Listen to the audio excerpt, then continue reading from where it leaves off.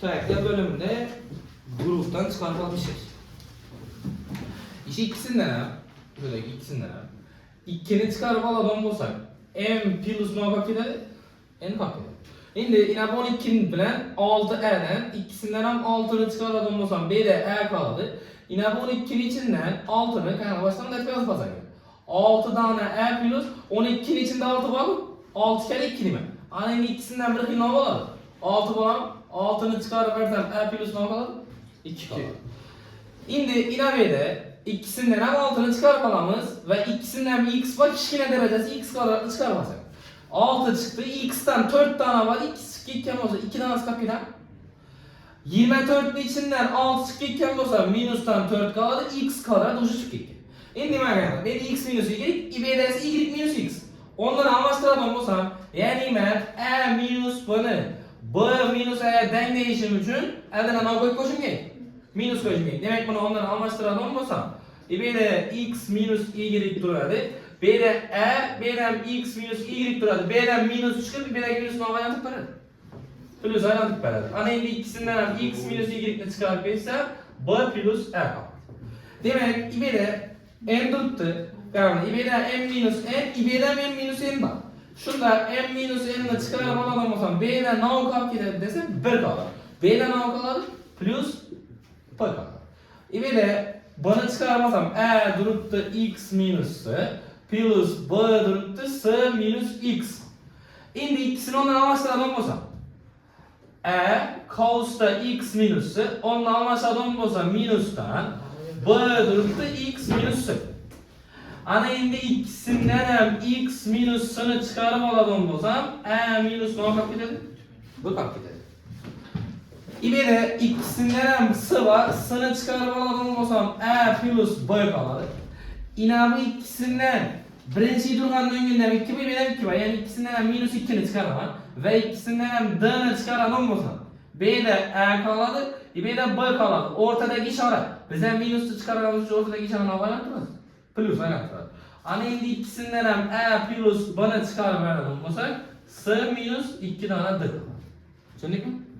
Şimdi böyle 5 y bilen 15 y'den 5 y'ni çıkaralım olsak b'de e kalır, 15 içinden 5 gitti, 3 tane b kalır. Eldindeki işaret ise minus olur. Yine bu ikisinden birinci durumlarda biliyoruz ki minus'ta x'i çıkarsam ikisinden x var. Birincisinden 3 b kalır, ib'deki plus minus ayarında e kalır. Şimdi bir ikisini ondan amaçtıralım olsam diyeceğim ne çıkar? İkisini ondan amaçtırıp verelim o zaman. İşte ikisini ondan amaçtırdım. İmam okşatış için minus çıkıp elindeki işaret havayla gider. Plus aynen gider. Ana indi ikisinden hem e minus 3 b'ni çıkarıp alalım o zaman 5 y plus x var. Düşündük mü? Şimdi keyinki mevzu kısa göbeliş formulaları. Kısa göbeliş formulasında 7 tane formula var. Demek yine bu birinci formulanı yığındının kvadratı da baytalar. Yığındının kvadratı. Yani yığındının kvadratı e plus bunu cos kvadratı. Nişan başlar. Birincisinin kvadratı. İkisini köpeytirip 2'ye köpeytiremiz. Plus ikincisinin kvadratı. Yine bu ikincisi eğirmenin kvadratı da baytalar. Eğirmenin kvadratı. Eğirmenin kvadratı nişan başlar. Eğirmenin kvadratı yığındının kvadratını açıladı. Fakat inabedeki ikilengen yerine elde minustan gelir. E kvadrat minus b kvadrat. Bu kvadratlar ayırması değiller. Kvadratlar ayırması. Demek kvadratlar ayırması. E kvadrat minus b. Bu ilekçaz falanız. E minus b, e plus b. Yine böyle yığındının kubu. Yığındının kubu. Demek yığındının kubunu nasıl başlamamız? Yığındının kubunu açıkta. Birincisinin kubu plus 3 tane bir de kub olan nerede kvadrata düşer yanına bu gelir. Yani bunun derecesini preseyişi mi? Bu köpek tut.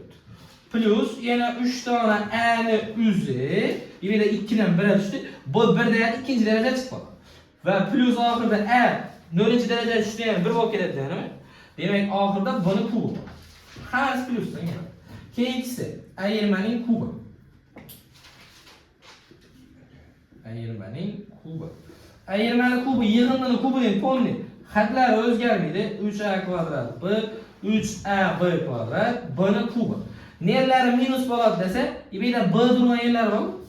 Ya'ni b ni tok darajada, tokda hamda bu yerda birinchi darajasi turibdi, shuni alda minus oladi. Bu yerda uchinchi darajasi turibdi, alda minus oladi. Bu yerda juft darajasi turgan yerlar nima bo'ladi aldinda? Plus. Keyingisi kub yig'indining kubi, ya'ni kublar yig'indisi. Kublar yig'indisi.